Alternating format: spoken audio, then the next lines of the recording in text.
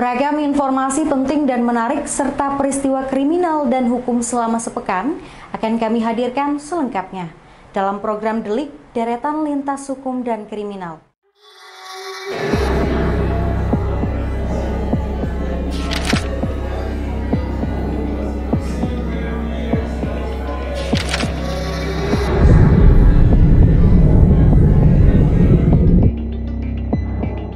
Kita awali berita pertama, TNI Polri temukan berbagai senjata di markas KKB Papua.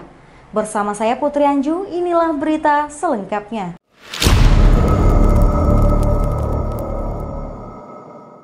Tim gabungan TNI dan Polri mengamankan senjata api dan 415 amunisi berbagai kaliber dari markas kelompok kriminal bersenjata atau KKB Papua di Sagu Lima Kenyam, Kabupaten Dunga, Papua Pegunungan.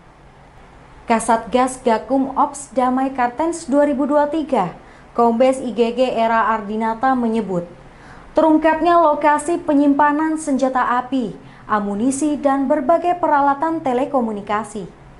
Berdasarkan penyelidikan dan keterangan dari Yomche Lokbere, anggota KKB yang ditangkap pada Rabu 5 April 2023. Yomche ditangkap di Batas Batu, Kabupaten Dunga. Ia merupakan anggota KKB Papua yang bertugas mencari logistik, termasuk senjata api dan juga amunisi. Adapun barang bukti yang diamankan diantaranya senjata laras panjang AR-15, senapan angin, senjata pelontar granat, dan senjata api jenis FN. Selain itu, tim Gakum Ops Damai Kartens mengamankan 415 butir amunisi berbagai kaliber, termasuk 5 handi talki, laptop, teropong, kamera, teleskop, dan radio SSB. Dari hasil penyidikan, diduga Yomche terlibat dalam sejumlah aksi bersenjata di Kabupaten Dunga sejak 2021. Adapun kekerasan yang melibatkan Yomche, yaitu pada tahun 2021, terdiri atas pembakaran Camp Dolarosa dan kontak tembak dengan Satgas Yonif Raider 700 di daerah Mempeduma. Lalu di tahun 2022, terlibat penembakan pesawat SEM ARPK SMG di lapangan terbang Kenyam. Dan pada 2023, terlibat dalam pengancaman terhadap 15 orang pekerja pembangunan puskesmas di Paro dan pembakaran pesawat serta penyanderaan pilot Susi Air. Sementara itu, aparat gabungan hingga kini masih berupaya untuk membebaskan pilot Susi Air Kapten Philip Mark Martens dari KKB Papua. Setelah ini, kita akan membahas waspada kiris palsu tersebar di masjid. Jangan kemana-mana, nantikan selengkapnya setelah jeda berikut ini.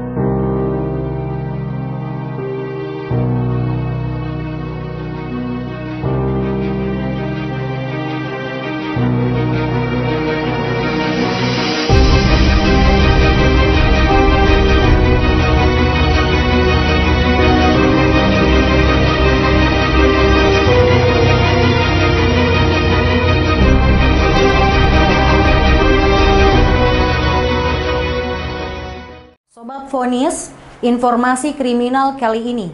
Aksi penipuan modus baru, kiris palsu tersebar di masjid. Bersama saya Putri Anju, inilah berita selengkapnya. Barcode kiris dibuat pelaku melalui aplikasi YouTube atau aplikasi pembukuan dan aplikasi pulsa bayar. Pelaku telah membuat barcode kiris sejak 23 Maret. Sejumlah masjid yang menjadi sasaran pelaku diantaranya Masjid Istiqlal, Masjid Agung Sunda Kelapa, Masjid Cukmeutia Menteng, Musola Pondok Indah Mall, dan Musola Grand Indonesia. Kombes Auliansyah turut mengungkapkan, pelaku memiliki sejumlah rekening atas nama dirinya dan diduga digunakan untuk menampung uang yang ditransfer melalui barcode kiris tersebut. Namun demikian, kepolisian belum membeberkan soal jumlah uang yang sudah berhasil didapatkan pelaku lewat aksi penipuan ini. Kini pelaku sedang diproses hukum dan dijerat Undang-Undang ITE dan atau pasal tentang transfer dana dengan ancaman pidana penjara di atas 5 tahun. Setelah ini, kita akan membahas Adil kumpulkan uang 26,1 miliar rupiah untuk maju di Pilgub 2024. Jangan kemana-mana, nantikan selengkapnya setelah jeda berikut ini.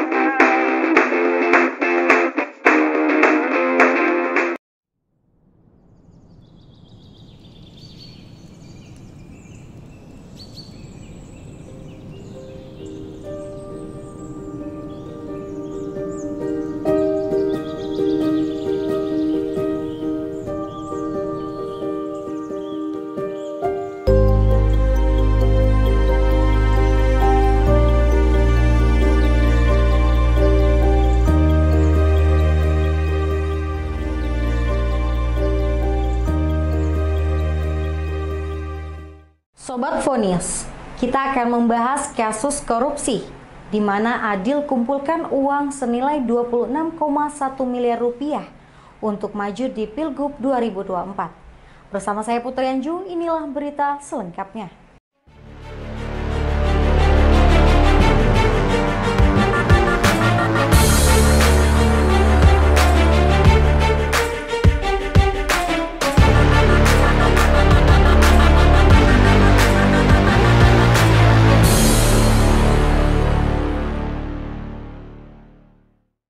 Wakil Ketua KPK Alexander Marwata mengungkapkan, Muhammad Adil ditetapkan menjadi tersangka atas 3 kasus, yakni dugaan korupsi pemotongan anggaran, gratifikasi jasa travel umroh, dan suap auditor Badan Pemeriksa Keuangan Provinsi Riau. Selain Muhammad Adil, KPK menetapkan 2 tersangka lainnya, yakni FN merupakan Kepala BPKAD Pemkab Kepulauan Meranti, Kepala Cabang PTTN dan MFA, Auditor BPK Perwakilan Provinsi Riau.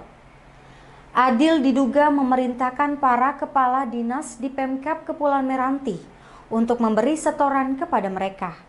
Setoran itu berasal dari uang persediaan dan juga uang ganti persediaan masing-masing dinas dengan besaran potongan antara 5 hingga 10%. Lalu, setoran itu diserahkan kepada FN dalam bentuk uang tunai. Uang itu dikumpulkan untuk keperluan Adil, antara lain dana operasional safari politik untuk maju Pilgub Riau 2024. Dari hasil dana yang dikumpulkan itu, Adil diduga telah menerima uang mencapai 26,1 miliar rupiah. Suap itu diduga diberikan karena Adil telah memenangkan travel umroh PT Tanur Mutmainnah untuk program umroh para takmir masjid di Kepulauan Meranti. Uang suap senilai 1,4 miliar berasal dari anggaran Pemkab Kepulauan Meranti yang disetorkan ke travel umroh. Atas perbuatannya, Adil terancam dijerat Undang-Undang Pemberantasan Tindak Pidana Korupsi. Setelah ini, kita akan membahas pemerkosaan David ke AG tak terbukti di persidangan. Jangan kemana-mana, nantikan selengkapnya setelah jeda berikut ini.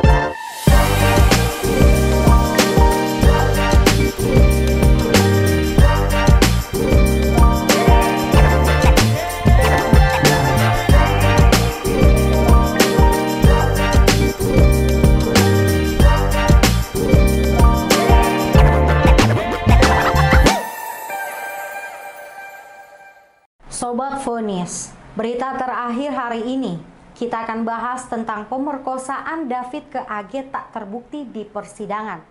Bersama saya Putri Anju, inilah berita selengkapnya.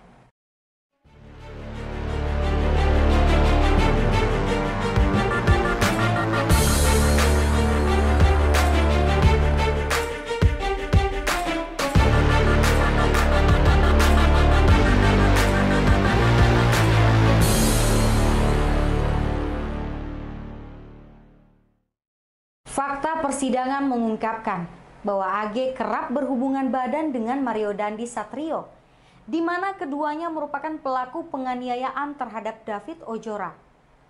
Kasus penganiayaan terhadap David Ojora mulai terbuka dalam proses persidangan di Pengadilan Negeri Jakarta Selatan. AG berusia 15 tahun menjadi pelaku pertama yang menjalani sidang. Ia didakwa bersama-sama dengan Mario Dandi Satrio dan juga Sen. Ia dituduh melakukan penganiayaan berat secara berencana terhadap korban David Ojora. Persidangan dilakukan secara tertutup karena AG masih tergolong anak di bawah umur. Namun dalam persidangan negeri Jakarta Selatan, membacakan vonis secara terbuka meski terbatas pada Senin 10 April 2023. Dalam amar putusannya, hakim memaparkan peristiwa penganiayaan secara sadis yang membuat korban cedera parah. Menurut majelis hakim, insiden itu dipicu rasa kesal Mario terhadap korban. Dari fakta-fakta di persidangan, terbukti bahwa AG sempat berpacaran dengan korban pada sekitar bulan Desember 2022 dan putus hubungan pada awal bulan Januari 2023. Kemudian, AG berpacaran dengan Mario Dandi Satrio pada tanggal 11 Januari 2023. Lalu Mario mendapatkan informasi AG telah disetubui oleh David. Hal itu yang kemudian membuat Mario emosi. Namun majelis hakim menilai pengakuan AG yang melakukan hubungan badan dipaksa oleh David tidaklah benar. Atas penilaian majelis hakim tersebut, AG tidak merasakan trauma hubungan badan yang dipaksa oleh si korban. Karena AG mengakui bahwa ia melakukan hubungan badan dengan Mario Dandi sebanyak 5 kali selama berpacaran. Atas terungkapnya AG, majelis hakim menjatuhkan vonis hukuman penjara selama 3 tahun 6 bulan. Itu tadi informasi penting dan menarik selama sepekan dalam program Delik, deretan lintas hukum dan kriminal. Anda bisa mengakses berita lainnya di website kami di vonis.id dan juga di channel YouTube kami Vonis Media. Jangan lupa untuk komen, share, like, dan subscribe channel kami. Kami undur diri, sampai jumpa minggu depan.